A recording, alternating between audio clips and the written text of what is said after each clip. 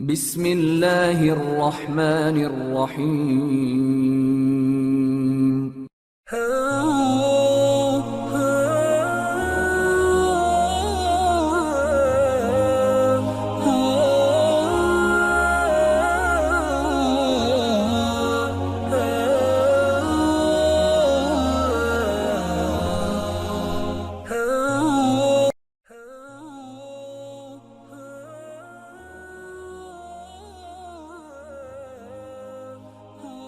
نبی کریم علیہ الصلوۃ والسلام کی ذات اقدس کے حوالے سے سلسلہ پنجتنی نے نوجوان نسل کی بہتر رہنمائی اور آگاہی کے لیے ایک سلسلہ وار پروگرام فوق البشر کی عنوان سے ترتیب دیا ہے۔ آج ہم انشاءاللہ اس سلسلے کی اگلی قسط کا آغاز کرتے ہیں کی صلاحیتوں پر خوشگوار اثر ڈال سکتی ہیں۔ یہ بات جو آج تحقیق سے ثابت ہے، مگر 6ویں 20ویں صدی میں مکہ شہر کے لوگ بھی اس بات کو بخوبی سمجھتے تھے۔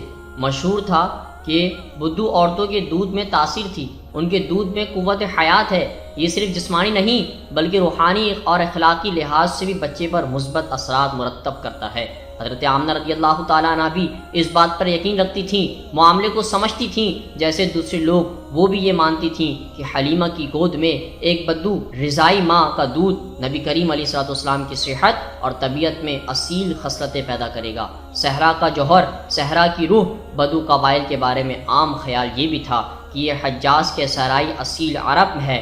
عزت، غیرت، وفاداری، آزادی، مہمان نوازی اور جفا کشی، یہ عرب بالخصوص بدو قبائل کی وہ خصلتیں تھیں جو حجاز کے طول و عرض میں مشہور تھیں۔ یہ خصوصیات طویل نظموں اور شعری نغموں پر بیان کی جاتی تھیں۔ عرب روایات اور بدو قبائل کی جرت بارے شاعری جیسے قصیدے، سحرے، رباعیاں اور گیت وغیرہ خاصے مشہور تھے۔ شاعروں کو انتہائی عزت دی جاتی تھی اور دھیان سے سنا جاتا تھا۔ ان شاعروں کے شہر آفاق کلام کی ہر طرف دھوم تھی۔ بسا اوقات تو شاعروں میں انعام کے طور پر خالص سونے کی اشرفیاں بھی بانٹ دی جاتی تھیں۔ عربوں کی زیادہ تر آبادی دیہاتی علاقوں میں بسر رکھتی تھی۔ یہ بدو لوگ تھے جو اونٹ کے بالوں سے بنے ہوئے خیموں میں بسر رکھتے تھے۔ ان میں تقریباً لوگ پڑھ اور لکھ نہیں سکتے تھے، مگر اس کا ہرگز مطلب یہ نہیں تھا کہ وہ الفاظ کی خوبصورتی سے بے بہرا ہوں، چونکہ تقریباً آبادی کا دار و مدار زبانی کلام پر تھا۔ عربی زبان کے لیے ہر ایک شخص چاہے شہری ہو یا بدو دل اور دماغ میں خصوصی گوشہ رکھتا تھا۔ یوں عربی صرف ایک زبان نہیں، پہچان کے طور پر مشہور تھی۔ عرب اسی زبان کی بدولت قدیم روایات سے جڑے ہوتے تھے۔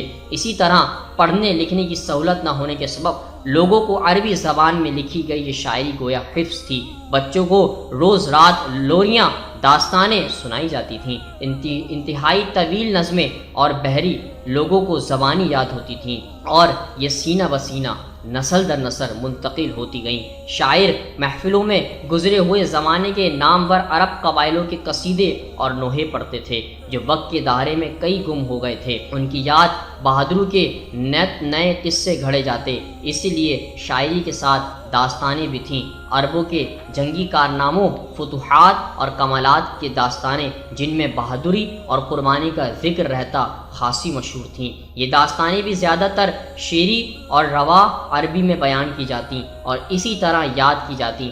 داستانیں اس قدر مشہور تھیں کہ ان میں سے بعض جیسے سعد کا قصیدہ نامی ادبی شاہکار آج بھی عرب دنیا میں مشہور ہے۔ اس داستان میں کثرت سے رومان جان پر کھیل کر جوخم، دکھ، بڑائی اور گمشدہ محبتوں کا ذکر ملتا ہے۔ چونکہ محبت، دکھ اور گمشدہ بڑائی عرب اور عربوسی ہر قوم اور فرد کے ماضی کا معاملہ تھا۔ یہ قصے تعدیر مشہور رہے، جنگ ہمیشہ ہی لڑی جاتی رہی، محبت ہر دور میں تازہ رہتی ہے، اور کون ہے جس کو کوئی غم نہیں؟ تبھی تو ہے یہ قصے، داستانیں اور شاعری ہمیشہ ہی عام رہیں۔ لوگ اس کو بارہا دہراتے، ہر نئے موقع پر تازہ ہونے والی یادداشت پر مجالس میں پڑھتے، ہر دور میں یہی اظہار کا ذریعہ رہی ہیں۔ اگر کسی قوم کا ماضی تابناک اور حال ابتر ہوتا جاتا تو گمشدہ ماضی کی یاد، خلا اور خسارے کا احساس بڑھتا جاتا ہے۔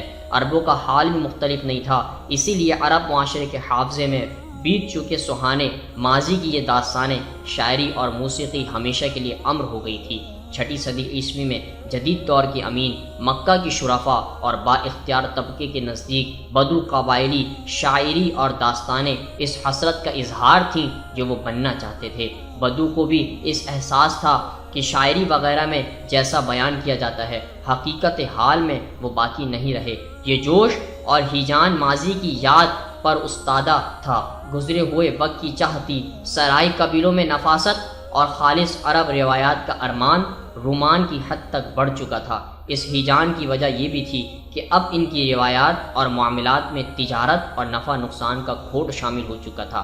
ایک عرب بدو تو تعریف کی روح سے جنگجو، سادہ اور غیرت مند آدمی ہوا کرتا تھا۔ اس کی زندگی بہادری اور جرت جفاکشی سے متعلق تھی، جیسے 18ویں صدی عیسوی میں یورپ بھر میں چرواہوں کی سادہ زندگی سے رومان جڑا ہوا تھا، یا 20ویں صدی عیسوی میں۔ معزز دوستو، آج کی گفتگو کا اختتام ہوا۔ انشاءاللہ کل آپ سے پھر ملاقات کریں گے ایک نئے ذکر اور فکر کے ساتھ۔ اپنا بہت سارا خیال رکھیے گا۔ اللہ حافظ۔